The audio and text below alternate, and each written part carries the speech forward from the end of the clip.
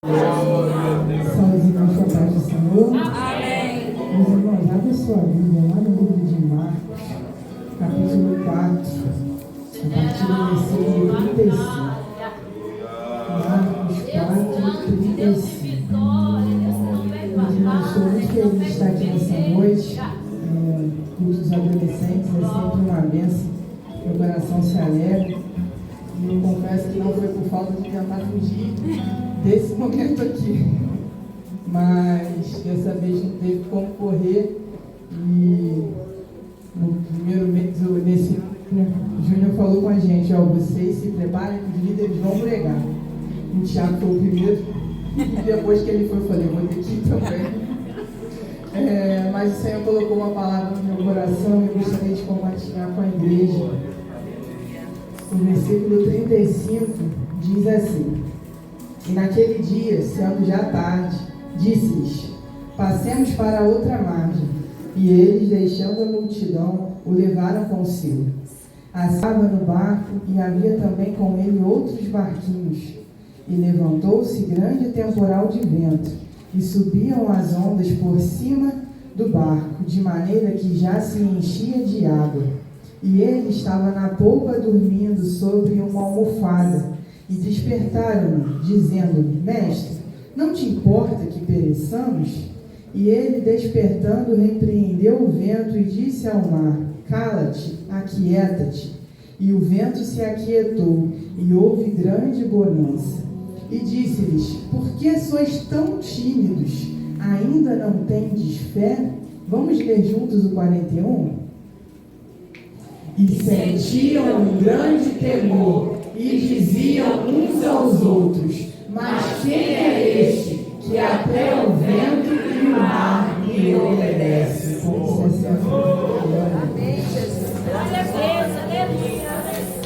Meus irmãos, quando nós vemos essa história, nós vemos, nesse momento, eles estavam cumprindo a sua missão, eles estavam trabalhando. Se a gente for ver, antes de chegar nesse momento aqui, nos versículos anteriores, eles estavam ali cumprindo o chamado do Senhor Jesus e seus discípulos. E após esse dia de trabalho na obra do Senhor, Jesus chama os seus companheiros para atravessar para outra margem do mar. E esses versículos, o 35 e o 36, relatam que já era tarde e que eles estavam no meio de uma multidão, ou seja, eles não estavam ali de bobeira, não, eles não estavam sem nada para fazer, não, eles estavam trabalhando. E provavelmente depois de um dia cansativo, Jesus chega para eles e diz: olha, vamos passar para outro lado do mar. Talvez se nós estivéssemos lá: Senhor, deixa para o dia seguinte, já fizemos muito hoje, mas não. Jesus fala com eles: hoje nós vamos passar para outra margem, nós vamos atravessar esse mar. E com isso eu aprendo uma coisa: quando a gente está ali, quando a gente lê essa passagem, mesmo que eu esteja fazendo a vontade de Deus e cumprindo o seu chamado, eu não estou isenta de atravessar uma tempestade. O meu trabalho para o Senhor não anula a tempestade que pode vir. Por mais que eu me gaste na obra do Senhor, eu continuo aqui e posso passar por uma tempestade. Não sou eu quem decido se a tempestade vai vir. E não é um trabalho que eu faço que agora eu estou blindado, agora nada vai acontecer. Não. Pode vir, a tempestade pode vir. Nós estamos sujeitos às mesmas aflições do mundo. Só que em nós existe uma diferença. Nós temos o Espírito Santo, Consolador, Ajudador, amigo que está do nosso lado. Você pode passar por uma tempestade, eu posso passar por uma tempestade, mesmo que eu esteja trabalhando na obra do Senhor. Mas, por mais que a tempestade apareça, que ela se faça presente ali, eu tenho o Espírito Santo, que me ajuda a atravessar e a chegar do outro lado. A tempestade, ela não mata o crente, ela aumenta a fé. A tempestade, ela não serve para te fazer perecer, mas para te fazer crescer, para fazer com que as suas experiências com o Senhor sejam maiores, para fazer com que a sua fé se fortaleça. Meus irmãos, nessa noite não é uma palavra de repreensão, mas é uma palavra de conforto, para que você saiba que o Espírito Santo está do seu lado, para que você saiba que por mais que haja tempestade e dificuldades, o Espírito Santo está com você. Quando a gente vê, eles vão passar pelo Mar da Galileia, eles vão atravessar. Só que tem uma curiosidade, esse mar, meus irmãos, ele não era um mar, ele era um lago de água doce, um reservatório gigantesco, o maior reservatório do Oriente Médio de água doce. E nesse lago que eles vão atravessar, se chamava de mar porque realmente era muito grande. Esse lago estava ali a 200 metros abaixo do nível do mar Mediterrâneo. Era realmente um lago, não era um mar. E ele era encurralado por montanhas. Se você for ver fotos, você percebe que existem montanhas ao lado dele. E perto, próximo a ele, existe um monte, o monte mais alto do país, que é o Monte Hermon.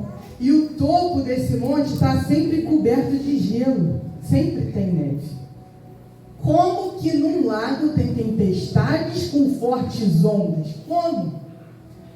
Desse monte, quando vem um vento gelado, e ele desce, ele chega na beira do lago, ele é encurralado pelas montanhas. Quando ele bate na superfície da água, ali acontece uma tempestade de vento. E é aí que surge a tempestade no mar.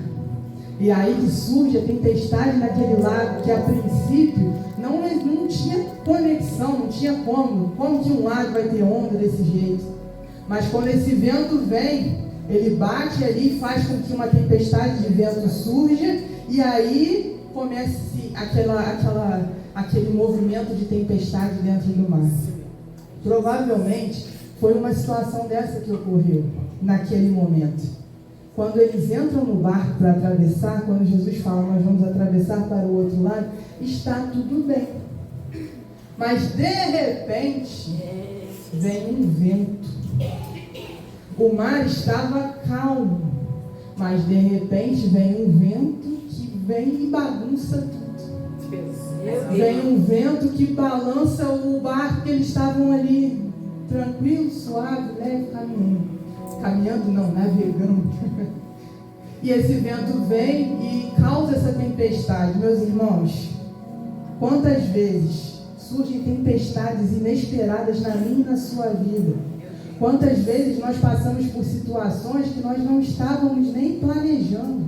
Adolescente, quantas vezes você está lá indo bem numa disciplina na escola, está tudo bem, tudo normal, aí a professora chega na escola, bota uma matéria lá no quadro e você pensa, Jesus, e agora? Meu mundo desabou, acabou, não consigo entender esse negócio. Estava tudo bem, mas de repente surge uma tempestade. Meus irmãos, quantas vezes está tudo bem na nossa casa, na nossa família? Quantas vezes está tudo bem, está tudo tranquilo, está tudo bem, mas de repente surge um vento. E aí a gente ouve aquela frase, que ou a gente ouve ou a gente fala, estava tudo bem, mas do nada veio isso. Do nada, meus irmãos, os discípulos que estavam ali com Jesus eram pescadores. Eles conheciam o mar. Se eles vissem que o mar não dava para atravessar, eles iam falar, Jesus, espera aí, não dá não, o mar está agitado, melhor a gente esperar. Mas não, eles tinham conhecimento, tinham preparo para enfrentar aquela situação, e aos olhos deles estavam tudo bem. E a Bíblia ainda diz que existiam barcos que os acompanharam naquela travessia. Ou seja, quanta gente que entendia de mar estava ali e estava tudo tranquilo, com condições de atravessar, mas do nada surge o vento e balança aquela embarcação e traz uma tempestade. Meus irmãos, nós não ficamos esperando a tempestade. Por mais que haja preparo da nossa parte, a gente não fica aguardando, a tempestade está vindo ali, fazer igual a Lara, estou orando pelo que vai dar errado. A tempestade está se aproximando, estou aqui aguardando ela, que ela vai vir. Não, a gente vive por fé, a gente vive porque acreditamos que vai dar tudo certo. Só que quando chega essa situação do mar, o que eu entendo? O controle remoto da minha vida não está na minha mão. Não tem como eu ver uma tempestade chegando e mudar o canal, pular. Esse eu não quero ver, não. Não dá. O controle das nossas vidas não está nas nossas mãos, mas está nas mãos do Senhor. É Ele que controla, Glória a Deus. É Ele que muda o canal quando chega na hora certa. Então fique tranquilo, se há tempestades, o controle está nas mãos do Senhor. Às vezes pode parecer turbulento, pode parecer do nada chegou, como isso agora, mas irmão, fique em paz. O controle está nas mãos do Senhor. Tenha fé. Tenha fé que um dia o canal vai pular, a situação vai mudar. Tenha fé. E é interessante quando a gente chega no versículo 38, a gente vê uma situação curiosa, controversa. Jesus dormindo versus os discípulos desesperados. Meus irmãos, se você está desesperado, você vai desesperar quem está do seu lado. Se ali naquele ambiente todo mundo vai acabar desesperado. Mas Jesus estava dormindo. Quem venceu? Quem chegou no final da história vitorioso? Os discípulos desesperados ou Jesus dormindo? Meus irmãos, o desespero faz a gente fazer tanta coisa. Tenhamos cuidado com o desespero. Vamos analisar essas duas situações. Jesus dormindo. Jesus estava cansado. Acabamos de ver aqui que eles estavam vindo de uma missão. Jesus, como homem, precisava descansar. Nós vemos e nós entendemos que Jesus, 100% Deus, mas também 100% homem. Imagina se ele fosse um homem imparável, implacável, que não dormia, virava à noite, saía todo dia. A gente ia falar assim, não, esse homem não é normal. Mas Jesus passa pelas mesmas necessidades, pelas mesmas questões humanas que nós passamos. Então Jesus, imagine, depois de discursar, de contar parábolas, de falar a uma multidão, ele estava cansado. E aí ele vai dormir. E quando eu penso no descanso, eu penso em alguns pontos. Primeiro, Deus, em sua criação, nos ensinou que é importante dormir e descansar. Deus nos dá um exemplo de que é importante dormir. O que acontece? Deus cria tudo e no 7º dia Ele descansa. Deus nos mostra, olha, é importante o descanso. Aí quando vai se estabelecer as leis sobre o povo de Israel, o que Deus faz? Deus fala, olha, vocês vão fazer tudo aqui nos 6 dias, mas no 7º dia vocês vão descansar. Deus está aqui nos mostrando, é preciso descansar. O corpo humano precisa do descanso. É preciso descansar. Jesus está ali dando um exemplo para nós que é preciso descansar. E às vezes nós ignoramos o descanso.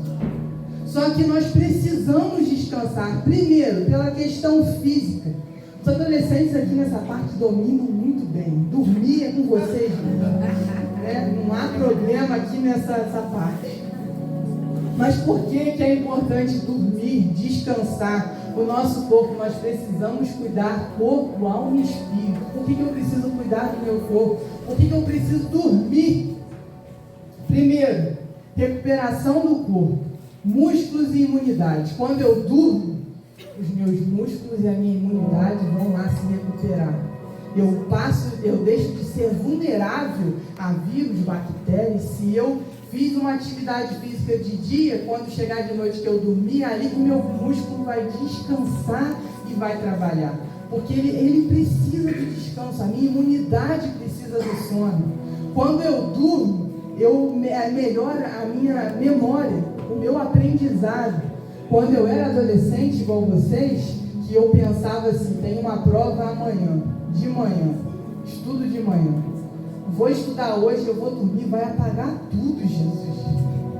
Eu não vou lembrar de nada amanhã. Como é que vai ser? No início, quando eu mudei para de manhã, eu fiquei preocupado. Eu vou esquecer daquilo que eu aprendi, mas não. Quando eu dormia, eu acordava com a minha memória mais descansada e mais disposta a me lembrar daquilo que eu havia estudado. O meu sono regula as minhas emoções. O estresse é reduzido e previne a ansiedade e a irritabilidade. Meus irmãos, nós vivemos em dias que nós estamos estressados, irritados. Minhas irmãs, quantas das vezes a gente se descontrola um pouquinho. Nós precisamos dormir. Meu marido não pode falar nada, até sorrir. Nós precisamos dormir para controlar as nossas emoções, para deixarmos de ser ansiosos. A saúde do nosso coração, a nossa pressão é regulada quando nós dormimos e previne doenças cardiovasculares. Meus irmãos, tudo está ligado ao descanso que Deus nos ensinou. O metabolismo, o peso, ele também é beneficiado com o sono. A falta do sono desregula os hormônios que controlam a fome e a saciedade. Se eu não durmo, eu tenho fome, mais do que eu deveria. E aí eu como mais do que eu deveria. Irmãos, durmam. Se você está num projeto de dieta, durma, meus irmãos. Faz bem. E além disso, tudo que eu falei, por último, o desempenho e o foco melhoram. Eu sou mais produtivo, eu sou mais criativo. Aquilo que eu pensei que eu não ia conseguir, a minha concentração melhora porque eu descansei. Ou seja, o sono é importante. E muitas das vezes a gente acha que é perda de tempo dormir, descansar. Não é não. Eu preciso dormir. Eu preciso descansar. Meus irmãos, eu falo isso pra mim. Porque quando eu vejo, eu vou emendando um monte de coisa, fazendo um monte de coisa. Quando eu paro e eu já sento, quando eu acabo tudo, eu penso, e agora? O que eu posso fazer? O que eu vou arrumar? O que eu vou organizar? O que eu vou fazer? E tem horas que o meu marido vira para mim e fala, para! Você precisa parar. E ele falou uma frase para mim uma vez que isso fica na minha mente e no meu coração. Se descansar fosse fácil, não seria mandamento. Então descanse. Lembre disso, descanse. Dormir não é brincadeira, meus irmãos, é coisa séria. Não é perda de tempo. Então durma bem. E dormir, descansar, é aprender com o ensino de Jesus, com o exemplo de Jesus. É aprender com o que Deus falou. É mostrar, Senhor, eu estou fazendo direitinho. E além de tudo isso que é bom para o físico, também é bom para o espiritual. Dormir é um ato de fé. Salmos 4:8. Coloca aí para mim, por favor. Salmos 4:8. Quando eu durmo, meus irmãos, eu deixo o controle com Jesus. Eu não sei o que está acontecendo. Eu durmo, desligo, apago. E aí? É contigo, Senhor. O Senhor é aquele que cuida da minha casa, da minha família. Em paz me deito, não é? É aí, meus irmãos, que a gente descansa no Senhor. É aí que eu entrego, Senhor, eu estou indo dormir, mas o cuidado da minha casa está nas mãos do Senhor. É o Senhor que cuida da minha casa e da minha família. Então tenha isso em mente, dormir é um ato de fé. E quando eu descanso no Senhor, eu exerço a minha fé. Se tenho fé, descanso. Se descanso, deixo o controle nas mãos de Deus. O versículo em paz também me deitarei e dormirei, porque só Tu, Senhor, me fazes habitar em segurança. Só o Senhor. Quando eu descanso, eu exerço a minha fé. Eu deixo o controle com Jesus, é com Deus. Eu avanço etapas na vida quando eu deixo o controle com o Senhor. Quando eu descanso, meus irmãos, descansar no Senhor, a gente ouve tanto, descansa no Senhor, o Senhor vai fazer. Mas descansar, meus irmãos, é descansar mesmo, é até esquecer daquilo, é deixar com Jesus. Meu Deus! É deixar que Ele vai fazer, porque enquanto eu fico lembrando, eu fico querendo agir, eu fico querendo fazer. Adolescentes, um assunto que vocês amam, namoro. Descansa no Senhor. Um exemplo meu, eu tinha muitas preocupações. Eu ficava, Jesus, como é que vai ser? Como é que eu vou casar? E como é que vai ser? Quem vai ser? Como vai ser? Quando vai ser? Mas teve um dia que eu fiz uma oração e falei assim, Senhor, eu não sei quem vai ser, o Senhor é que sabe. Olha, eu já tinha 19 anos, tá? Quando eu fiz essa oração. Eu não sei como é que vai ser. É com o Senhor. Então eu não quero saber de mais nada. Eu não vou me preocupar. É com o Senhor. Poucos dias depois, o Senhor abriu os meus olhos e eu já conhecia o Jesus. E aí que o Senhor me fez entender que o que Ele tinha para mim já estava perto de mim e eu nem sabia por quê, porque eu estava desesperado, porque eu não tinha descansado. Então, deixe com o Senhor, descanse no Senhor. O Senhor é aquele que cuida do futuro de vocês, é o que cuida dos estudos, da futura família, de tudo que vai vir pela frente. Descanse, não haja pelas suas próprias mãos, não vá de acordo com a sua mente, porque o nosso coração é enganoso. Então deixe com Jesus, não se afogue, não se desespere, deixe com o Senhor. E uma coisa, meus irmãos, interessante de Jesus dormindo, é que Jesus, ali a gente imagina o barco, eles estavam no barco. O barco tem várias partes no barco. Tem lá na frente a proa, que é aquela parte mais fininha. Ela vai na frente, ela tem a função de ir cortando a água para que a navegação seja mais tranquila. Tem o convés, que é onde todo mundo fica, que é onde, se tiver algum equipamento, é aquela parte mais direta do barco, em que todo mundo está ali sentado, os tripulantes estão. Mas a Bíblia é muito específica quando fala Jesus vai dormir na popa do barco. Por quê? Sabe onde é a popa? É o final do barco. É a parte final do barco. E ela é responsável por controlar a direção e a estabilidade da embarcação. Jesus podia dormir em qualquer lugar, mas aonde é que ele escolhe dormir? Aonde é controlada a direção e a estabilidade.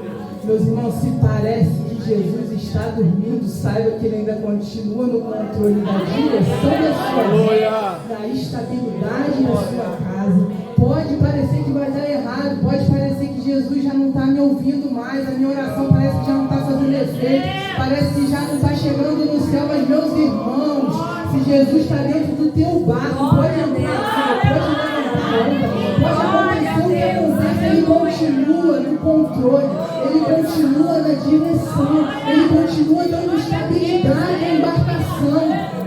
Ele não escolhe qualquer lugar para dormir, ele vai para onde está aquilo ali específico. Eu estou aqui dormindo, descansando, mas eu continuo no controle. A direção que esse barco vai tomar, eu ainda continuo cuidando. Meus irmãos, Jesus podia dormir onde estavam os tripulantes juntos, mas não. Ele vai para um local específico. Saiba que se por algum motivo ele está em silêncio no meio dessa tempestade, se parece que ele está dormindo, fique tranquilo, fique em paz. A sua segurança tem que ser que ele ainda continua dentro do barco.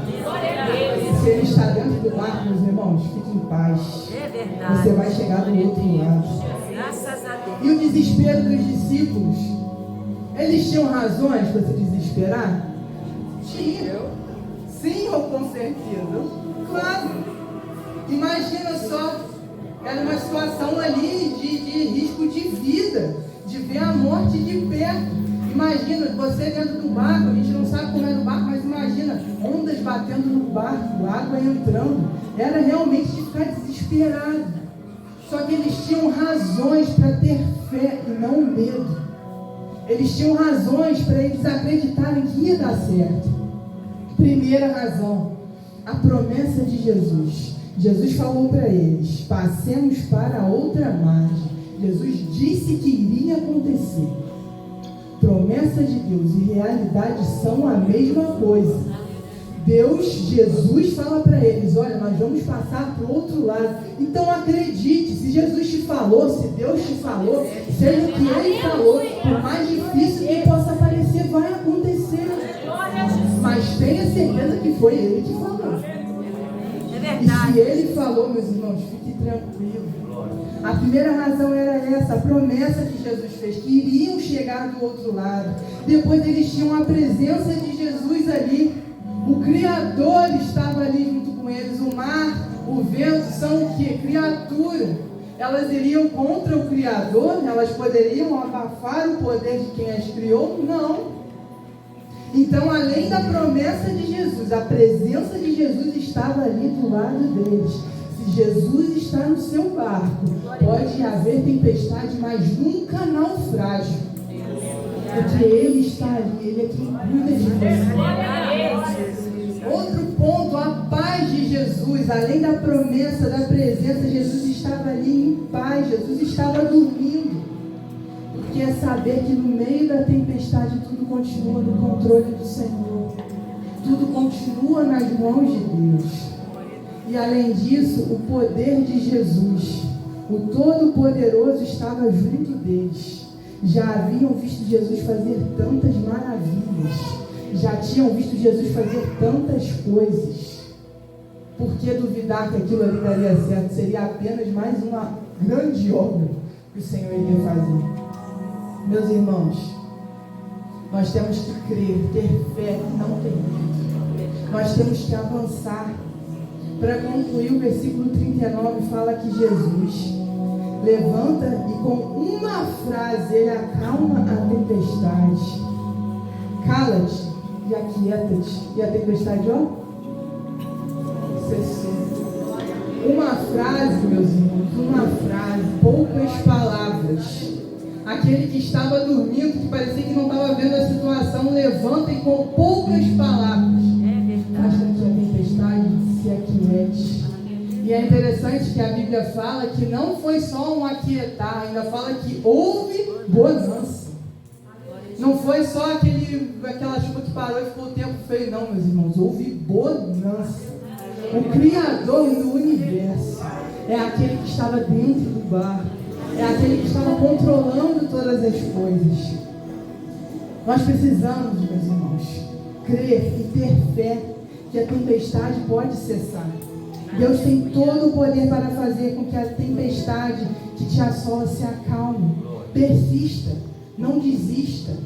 Nós já ouvimos aqui hoje a importância da persistência, de saber que Jesus está junto com a gente.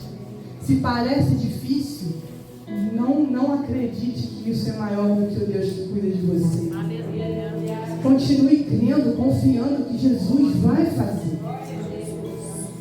Exercite a sua fé. O versículo 40 nos diz assim: porque estão com tanto medo, ainda não têm fé? Depois de tudo que vocês viveram junto comigo, vocês ainda não têm fé?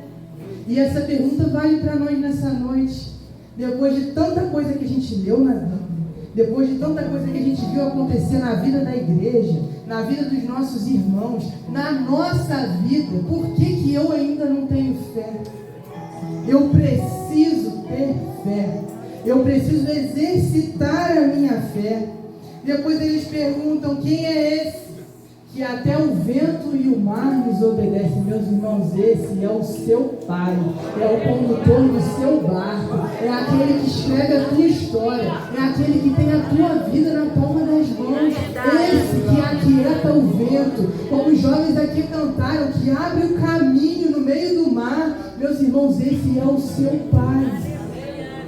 Confie, saia daqui nessa noite confiando e tendo fé de que Deus vai fazer. E haja o que houver, venha o que vier, Ele vai fazer. Amém. Glória a Jesus. Meus irmãos, se coloquem de pé. Amém. Quando o Senhor falava comigo dessa palavra, Ele colocava um hino também no meu coração. Eu gostaria de cantar junto com você. Será que eu vou crescer?